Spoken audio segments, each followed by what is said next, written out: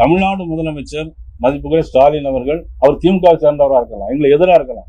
ஆனா எனக்கு முதலமைச்சர் மதிப்புக்குரிய ஸ்டாலின் அவர்கள். மத்திய உள்துறை அமைச்சர் அமித்ஷாவை முட்டாள் என்று ஒருமையில் விமர்சித்த திமுக எம்பி ஆர் ராசாவுக்கு பாஜக மாநில தலைவர் நயினார் நாகேந்திரன் பதிலடி கொடுத்துள்ளார். ஆக சாதனைகளுக்காக மாத்திரமே ஒரு அரசாங்கம் 50 ஆண்டு காலம் இருக்கும் என்று சொல்ல முடியாது.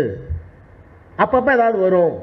இந்திரா காந்தி செத்தப்ப மாறுனுச்சு, எம்ஜிஆர் ஆஸ்பத்திரிக்கு போனப்ப மாறுனுச்சு, 2G 1,76,000 கோடி அதுக்கு ஒரு தடவை மாறுனுச்சு.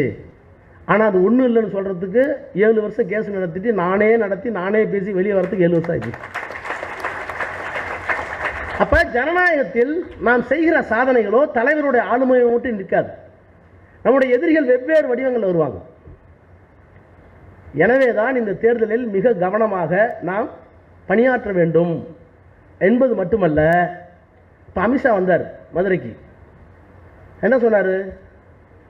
டெல்லியை பிடித்து விட்டோம், ஹரியானாவை பிடித்து விட்டோம், மகாராஷ்டிராவை பிடித்து விட்டோம், அடுத்து தமிழ்நாடு தாங்கிறார்.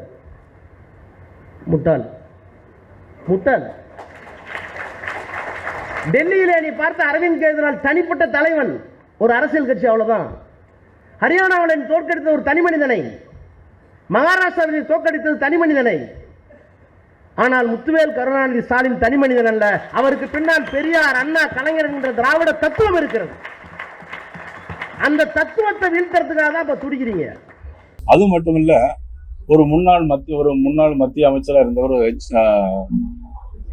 ஆர் ராசா 2G கேஸ்ல எவ்வளவு வழக்குல இருக்கான்னு தெரியும்.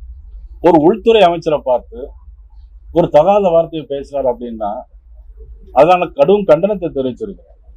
அதெல்லாம் போய் நீங்க முதலமைச்சர்கிட்ட போய் உங்க கட்சியை சேர்ந்தவர் ஒரு உள்துறை அமைச்சர், அவர் எந்த கட்சியை சேர்ந்தவராக இருக்கலாம். ஆனா நமக்கு இப்போ தமிழ்நாடு முதலமைச்சர் மதிப்புக்குரிய ஸ்டாலின் அவர்கள், அவர் திமுக சேர்ந்தவராக இருக்கலாம், எங்களை எதிராக இருக்கலாம். ஆனா எனக்கு முதலமைச்சர் மதிப்புக்குரிய ஸ்டாலின் அவர்கள்.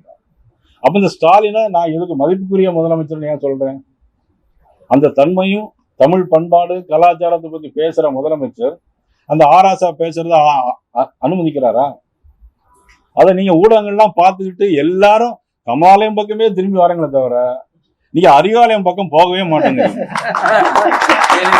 யாராவது அறிவாலயம் பார்த்து ஏன் இப்படி போறீங்க ஏன் கேட்க முடியாத என்ன?